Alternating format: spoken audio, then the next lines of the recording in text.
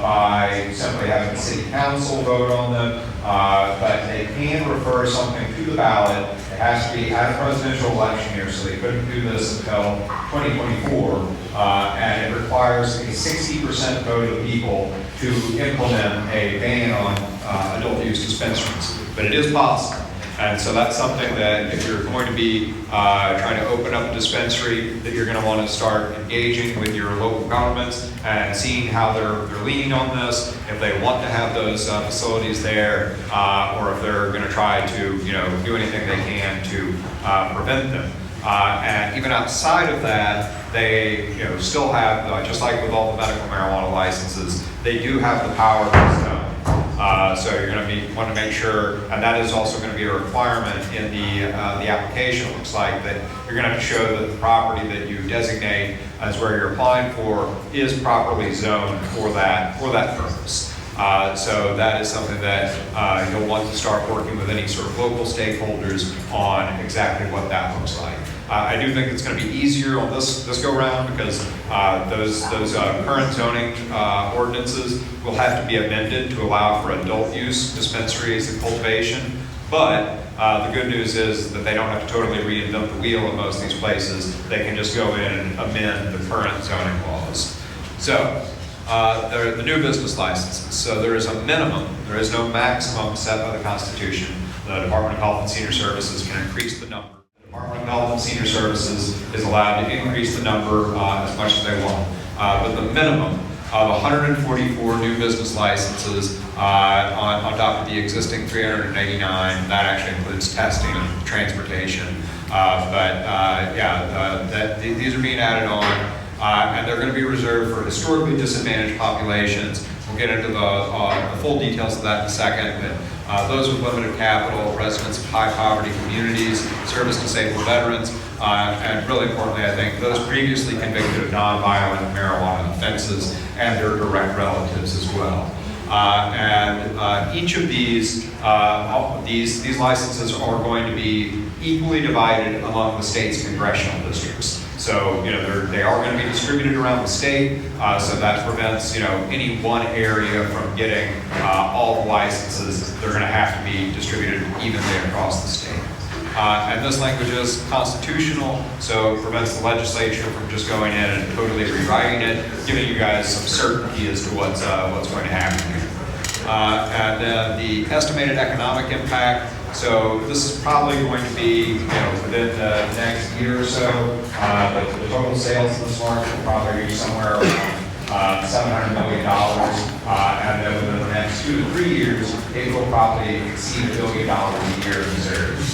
And in terms of what the state revenues will be, that's a minimum by the auditor's estimate of $40.8 million to the state and about $14 million to local governments. Again, adding minimum.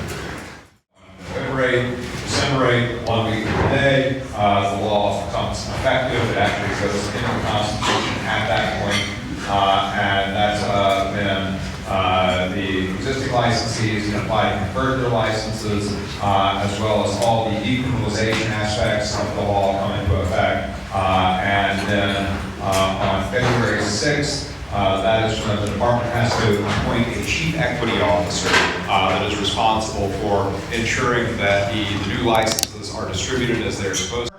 There are cultivators, manufacturers, and dispensaries. Manufacturers and cultivators, those are separate licenses. One thing we did here is for these new licenses, they are both able to manufacture and to cultivate under this license. So it's sort of like having 2 licenses in one compared to the medical licenses. And so they are able to cultivate up to 250 flowering plants at any given time, along with the non-flowering plants to support that, so you can have a perpetual harvest where there's always that 250 in flower and rotate them through.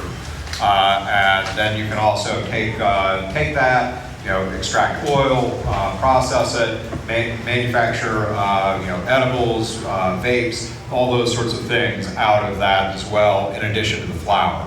And then these licenses can also sell clones, so the actual kind of genetics, to dispensaries, which will now also be able to sell those to cultivators, patient cultivators, home cultivators. So that's another aspect of the market. And so the microbusiness wholesale licenses sell to the microbusiness dispensary licenses, or also within each other, you know, the wholesalers selling to other wholesalers. So maybe, you know, you are very good at growing the plants, but you don't want to do the manufacturing process. Where you can sell some of your flour or your product to another wholesaler who does the manufacturing.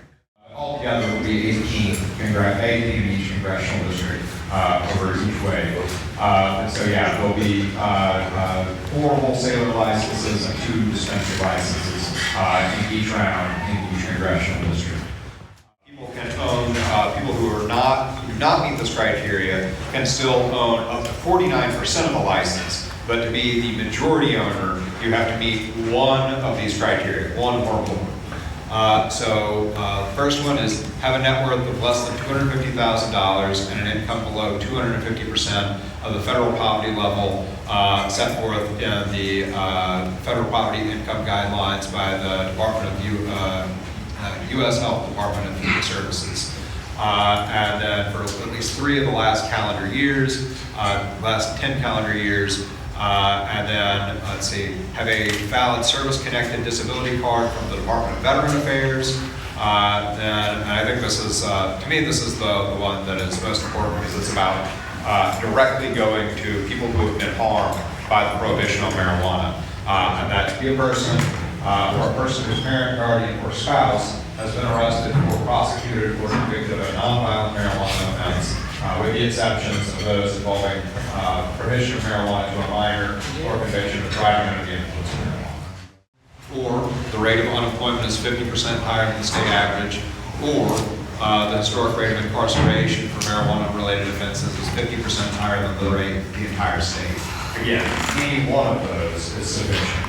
And finally, graduating from the school district who is unaccredited at the time of graduation, or having lived in a zip code containing an unaccredited school district for 3 of the past 5 years. So, the department, to their credit, they saw that this was coming, and you know they weren't entirely sure if it passed, but they wanted to be sure that if it did pass, they were prepared to have the rules ready to go as quickly as possible. So literally within a few days of the amendment being passed, they released some draft rules for how the whole program is going to work. Department of Health and Senior Services website.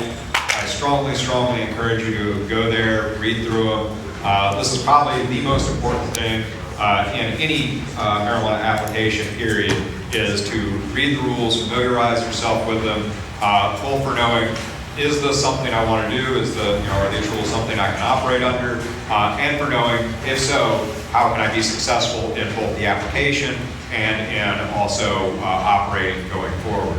Now, with that said, they are still draft rules, so there's nothing set in stone about them. They can be changed. And the department does actually do a pretty good job of listening to people and accepting feedback and changing the rules when they do something or when they try to draft a rule that's unworkable. Not always, but a fair bit of the time. How do you demonstrate that you meet one of these criteria? So you'll have to have all these things. So you'll need the address, name, contact info, legal name of the entity and any doing business as DBAs that you're operating under. You'll also have to show who all is in your ownership, who are the natural human beings that actually own that facility. And then the term that we call substantially common control. So this is basically, do you have any other ownership in other licenses here in the state of Missouri? And that's because, so if you're currently a medical marijuana licensee, you cannot be an owner of a micro business facility. You can, now, when we say owner, the way that's defined in the amendment is you can't have 10% of it. So you can have a small piece of it, but you cannot be the prime owner of an existing license and own any part of a micro business license. So essentially, just to make sure that you're going to be compliant with the rules as they exist. Then you will also need blueprints of the facility, basically showing where the different pieces of the operation will happen. If you're applying for cultivation, they're asking for cultivation practices and space limits.